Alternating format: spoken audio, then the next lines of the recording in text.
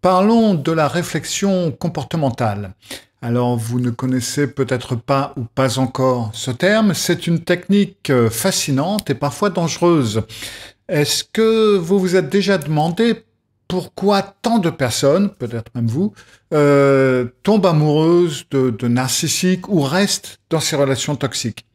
Eh bien, c'est simple. À un moment donné, ces personnes ont eu l'impression d'être parfaitement comprises, comme si le narcissique pouvait lire dans leurs pensées. Mais ça n'était pas de la magie, c'est de la manipulation, et c'est justement là où la réflexion comportementale entre en jeu. C'est ce dont je vais parler dans cet épisode du Psy chez vous. Souvenez-vous de vous abonner et de cliquer sur la cloche pour être averti quand je mets une nouvelle vidéo en ligne. Et surtout, si vous aimez bien, souvenez-vous de mettre un pouce en l'air.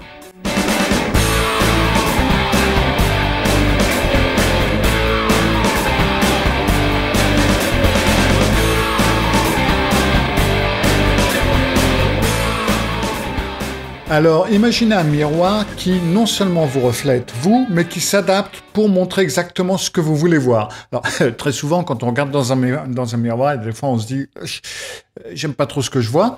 Mais là, imaginez-vous donc un miroir qui est presque embellissant, vous voyez. C'est tentant, hein. Eh ben, c'est exactement ce que fait le narcissique avec la réflexion comportementale. Dans une relation saine, cette réflexion que vous avez avec l'autre, elle va être réciproque, c'est-à-dire que vous aussi, vous allez vous refléter un petit peu dans l'autre et l'autre en vous, et on se voit mutuellement avec précision et vous pouvez parfaitement souligner les forces et les faiblesses de l'autre, tout comme l'autre peut souligner vos forces et vos faiblesses avec compassion. C'est un genre de tango émotionnel où chacun guide et chacun suit tour à tour, où on se complète en quelque sorte, où on se soutient également mutuellement. Avec un narcissique, c'est plutôt un one-man show. Alors, ils excellent vraiment dans l'art de la réflexion comportementale, ils observent vos moindres gestes, ils apprennent vos goûts, vos habitudes, vos vulnérabilités. En fin de compte, ils sont en train de compiler un dossier complet sur vous. Alors, bah oui, c'est flattant, hein, ça flatte. Mais il y a un truc. Voilà. Alors cette collecte d'informations, elle n'est pas innocente du tout, hein. Elle fait partie de ce fameux love bombing qui est la période où tout est merveilleux, où vous marchez sur un petit nuage rose, sur de la barbe à papa, qui petit à petit d'ailleurs va vous coller dessus. Mais ça c'est encore une autre histoire. Et ça fait un petit peu partie de ce dévoilement, dévoiler sa propre personnalité, être compris, oser donner ses faiblesses, etc. Et donc il vous inonde d'attention et les gentil, il apprend tout sur vous de cette façon-là, à une vitesse éclair. C'est un petit peu comme si quelqu'un mémorisait votre biographie en un temps vraiment record, juste pour vous impressionner. Et ça marche, hein, parce que déjà on tombe sous le charme qui est relativement intense, et puis on repousse nos limites et on s'ouvre complètement parce que on a l'impression et on croit que enfin on peut oser être soi avec quelqu'un. C'est ce love bombing qui nous donne cette impression. Alors, après, dans cette relation narcissique, il y a plusieurs techniques qui vont être utilisées dans cette réflexion.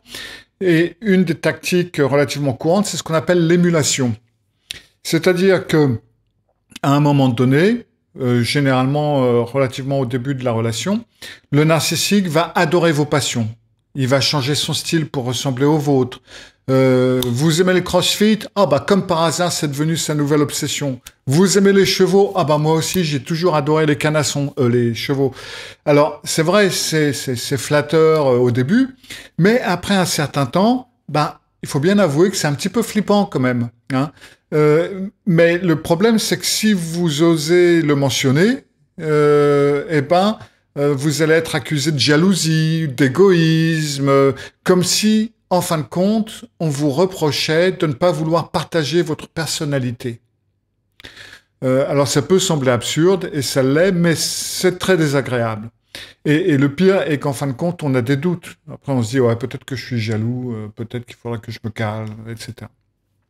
Et le problème, c'est que cette réflexion comportementale qui est relativement intensive, eh ben, elle peut sembler normale et même recherchée, parce qu'on est quand même dans un monde où beaucoup de gens se plaignent souvent du manque de connexion. Donc, du coup, pour une fois que quelqu'un s'intéresse aussi intensément à vous, ben, on y plonge. Mais il y a quand même une différence entre s'intéresser sincèrement à quelqu'un, comme ça peut être le cas, bien entendu, et en fin de compte, mener un interrogatoire du genre de la CIA. Enfin, on n'est pas dans James Bond.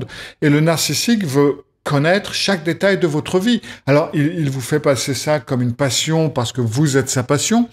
Et d'un certain côté, vous l'êtes un peu. Mais c'est vraiment tous les détails, votre famille, votre histoire, vos préférences, vos habitudes, vos faiblesses. Un petit peu comme s'il essayait d'avoir un master 2 en vous, quoi, en quelque sorte. Et là aussi, si vous résistez à cette invasion, parce que c'est en tout cas une invasion de la vie privée, mais ça, vous n'y pensez pas au départ, mais si vous résistez à ça parce que vous trouvez quand même qu'il est un petit peu incisif, et puis bon, bah, ils sont pas tous aussi subtils les uns que les autres, donc là, vous pouvez vous préparer à de la manipulation, à de la culpabilisation, à de la honte, etc. Mais attends, mais qu'est-ce que c'est? Moi, je suis ouvert envers toi. Qu'est-ce que tu caches? Pourquoi toi, tu ne veux pas? Tu veux pas qu'on ait une relation? Enfin bref, là, tout d'un coup, vous allez vous retrouver sur le banc des accusés et ça peut être très désagréable. Parce que le narcissique va vous faire de son mieux, en tout cas, pour vous faire sentir coupable de ne pas être ouvert ou de ne pas être honnête, entre guillemets, avec lui. Alors, le pire, c'est qu'au début, bien entendu, cette réflexion comportementale, elle est flatteuse. Parce que vous vous sentez spécial, vous vous sentez compris comme jamais vous avez été compris. Mais donc, ben, justement, c'est un piège. Hein. Et là, si vous vous rendez compte que il y a un truc qui va pas et que vous commencez à mettre vos limites, si vous avez de bonnes limites, donc vous allez vous désengager. Vous allez vous sentir mal à l'aise et vous dire là, il y a un truc qui va pas et vous allez mettre certaines limites. Donc, dans ce cas-là, le narcissique passera, alors il essaiera de vous culpabiliser, etc. Et si ça ne marche pas, eh ben, il passera probablement à une autre source d'approvisionnement, pourra-t-on dire, parce que, en fin de compte, dans leur monde, vous êtes une sorte de station-service émotionnelle. Et si cette pompe, elle ne marche pas, ben, il en trouvera une autre. Et même si vous vous dites, oh là là, j'ai peut-être raté l'homme de ma vie, ben, du coup, non. En fin de compte, vous l'avez peut-être échappé belle. Le vrai danger dans tout ça survient lorsque vous ne détectez pas justement ce jeu à temps et la réflexion comportementale devient alors un outil de manipulation et un outil de contrôle. Comme si, en fin de compte, maintenant il avait le mode d'emploi et il utilise le manuel de l'utilisateur contre vous. Il sait parfaitement sur quel bouton appuyer, quand appuyer sur ces boutons pour obtenir la réaction qu'il souhaite. Et un jour, la réflexion comportementale passe de la lumière à l'obscurité. C'est un petit peu comme si au départ, votre miroir, il était dans les tons roses, hein, plutôt rouge bonbon. Et ben, petit à petit, ou peut-être même d'un coup, hein, ça dépend, ben, il devient en vert fumé. Vous voyez, c'est le moment où le narcissique commence à utiliser tout ce qu'il a appris sur vous, toutes les informations qu'il a collectées, pour vous dévaloriser. Comme si votre plus grand fan devenait votre pire critique.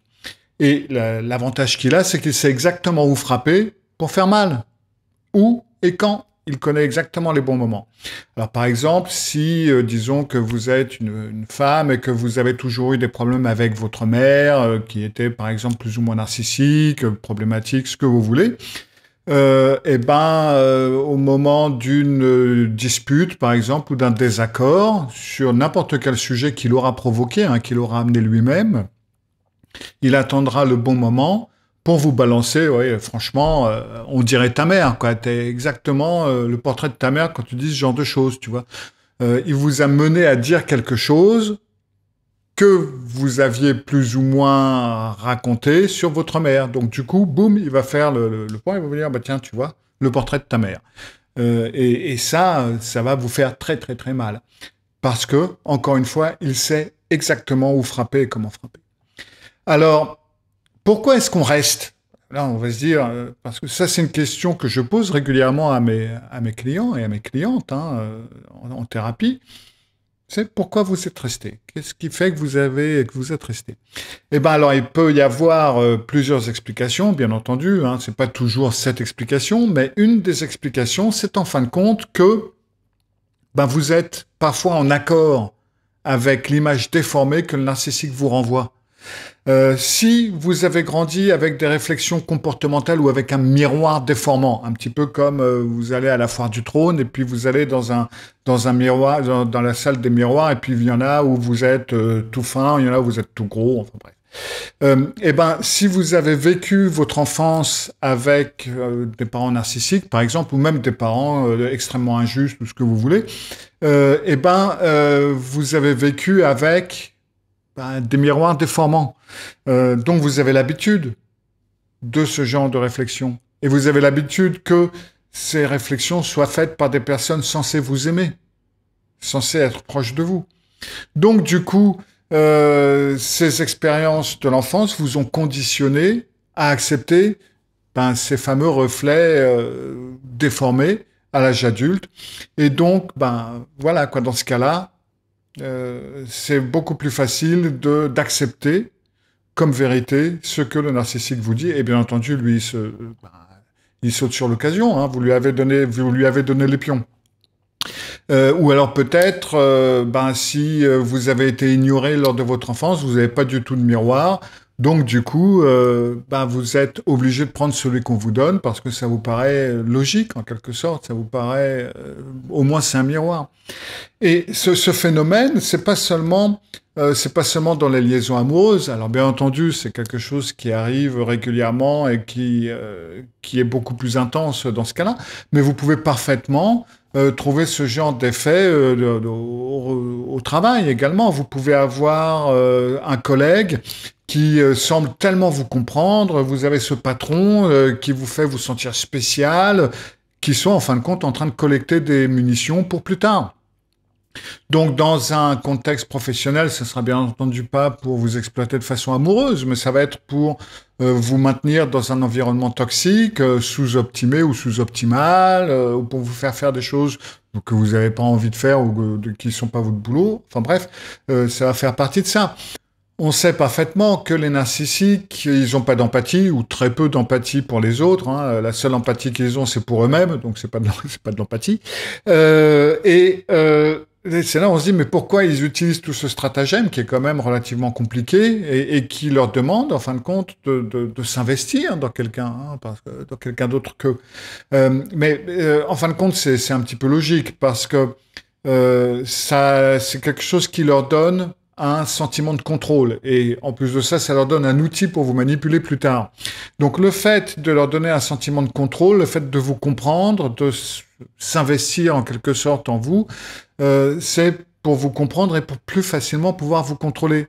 Ils sont en train de construire un piège émotionnel sur mesure, juste pour vous. Vous en avez de la chance. Et donc, en plus de ça, ça leur donne quelque chose à faire dans la relation. Hein. C'est une façon de combler un vide parce qu'eux, ils n'ont pas d'identité, ils n'ont pas une identité stable. Donc, ils comblent ce vide, ce manque d'identité, en quelque sorte, avec vous, avec votre identité. C'est une forme de vampirisme, en quelque sorte. Et donc, une fois que c'est fait, une fois qu'ils vous connaissent, une fois qu'ils connaissent bien la plupart de vos points faibles, etc., du coup, vous ne l'intéressez plus. Hein. Et puis après, ils peuvent vous contrôler. Et après, vous n'avez absolument plus aucun intérêt. Et c'est pour ça que vous passez, en quelque sorte, vous vous dites, mais c'est quand même assez incroyable, parce qu'au début de la relation, il était fasciné par moi, presque. Il était super intéressé à moi. Et puis après, j'avais absolument plus aucune importance. Et donc, il a passé du moment, maintenant, il vous connaît, et vous n'avez plus d'intérêt. Maintenant, il peut vous manipuler. Donc, les narcissiques, et ça c'est important de se souvenir, ils sont pas faits pour l'intimité. Leur jeu d'imitation, d'intimité, il peut être très convaincant, c'est vrai, mais ce n'est qu'un jeu. Et l'imitation, même si c'est une forme de flatterie, des fois c'est une stratégie de manipulation. C'est comme si quelqu'un apprend votre langue, pas pour communiquer avec vous, mais pour mieux vous vendre quelque chose dont vous n'avez pas besoin, en quelque sorte. Donc, il est important pour vous d'apprendre à reconnaître la différence entre une réflexion comportementale saine, parce qu'il y en a aussi, et une réflexion comportementale narcissique. Si vous vous concentrez sur les reflets authentiques que vous obtenez dans une relation saine, alors ces reflets ne sont pas toujours flatteurs, hein, ce qu'on va vous dire n'est pas toujours positif, mais ça va être honnête et ça va être bienveillant. Et là, vous allez vraiment voir la différence, c'est qu'il y a une bienveillance derrière, il y a une aide, il y a une compréhension derrière, et il y a aussi une réciprocité. Vous avez également accès, pourra-t-on dire, vous pouvez être le miroir émotionnel de l'autre. Or, ce n'est jamais le cas dans une relation narcissique. Ça va seulement dans un sens. Les narcissiques, eux, ils font plutôt une réflexion comportementale un peu tordue. C'est-à-dire qu'ils vont capitaliser vos vulnérabilités et vos perceptions négatives de vous-même. Et donc, leur réflexion va être déformée et précise. Et c'est un petit peu comme s'ils vont créer un portrait de vous qui met en évidence tous vos défauts. Donc de là la vulnérabilité et de là la précision, en vous faisant croire que c'est la plus belle image de vous-même que vous ayez jamais vue. Et donc du coup, c'est là-dessus qu'ils vont jouer par la suite. Donc là où il vous faudra être attentif, la prochaine fois que quelqu'un vous renvoie une image déformée, et si vous voyez que c'est déformé, que ça joue sur certaines de vos faiblesses et sur certaines des images déformées que vous connaissez de votre passé, ça devrait être un signal, ça devrait être un voyant rouge, et n'hésitez pas à vous en éloigner. Donc, il vous faut apprendre clairement quelles sont vos forces et quelles sont vos faiblesses, les connaître et les savoir, pour pouvoir les voir telles qu'elles sont, et pour pouvoir voir quand on les utilise de façon déformée. Parce que là, vous allez pouvoir voir comment quelqu'un utilise vos faiblesses pour vous aider ou pour vous dire, écoute, là, il y a un problème, ça serait mieux aussi, etc. Et là où vous pouvez voir qu'il y a une logique. Ou si vous pouvez voir que cette faiblesse passe au travers d'un filtre plus ou moins manipulateur. De plus, méfiez-vous des gens qui semblent vous comprendre extrêmement rapidement ou trop parfaitement. Alors, à moins que ce soit un psy relativement doué, bien entendu, et peut-être certaines personnes, mais en règle générale, si quelque chose est trop beau pour être vrai, c'est qu'il est trop beau pour être vrai. Je suis vraiment désolé de devoir vous apprendre ça, mais ça marche généralement comme ça. Donc, méfiez-vous de ces connexions parfaites qui se font tout de suite, très rapidement. Parce qu'une vraie connexion, ça prend du temps pour se développer. Ça implique des malentendus, ça implique des clarifications, ça implique des ajustements mutuels. Alors sans que ça soit, c'est pas nécessairement dramatique, hein, mais toute relation, ça demande quelques petits ajustements et après c'est à vous de voir si vous êtes prêt à les faire ou pas. Hein. Mais si quelqu'un semble lire en vous comme dans un livre ouvert dès le début, il est peut-être temps de vous demander s'il n'est pas en train d'écrire sa propre histoire sur vos pages en quelque sorte. Et souvenez-vous, il y a un proverbe africain, je crois, qui dit « Méfiez-vous de l'homme nu qui vous offre sa chemise ». Quelque chose d'approchant. Et de même, il faut vous méfier d'une personne qui, en fin de compte, ne semble pas avoir de personnalité propre, mais qui reflète parfaitement la vôtre, ou qui reflète parfaitement ce que vous désirez, ou vos objectifs. Encore une fois, c'est trop beau pour être vrai. Si c'est trop beau pour être vrai, c'est qu'il y a anguille sous roche. Donc, en conclusion, on pourra dire que la réflexion comportementale, ça peut être un outil très puissant et très bon dans les relations qui sont saines, qui permettent un échange, une compréhension mutuelle, l'empathie. Mais cet outil, entre les mains d'un narcissique, devient une arme de manipulation massive, pourra-t-on dire. Donc, il est important pour vous d'apprendre à reconnaître les différences, à établir des limites saines et de ne pas avoir peur de vous éloigner si quelqu'un vous semble un petit peu trop fantastique pour être honnête. Et souvenez-vous que dans les relations, de toute façon, mieux vaut être un original imparfait qu'une copie parfaite. Votre authenticité, telle qu'elle est, avec ses imperfections et certains défauts, oui, c'est comme ça. Vous n'êtes pas parfait, je suis désolé de vous l'apprendre, mais vous, authentique, imparfait, c'est beaucoup plus précieux que n'importe quelle version idéalisée que quelqu'un d'autre pourrait essayer de créer de vous.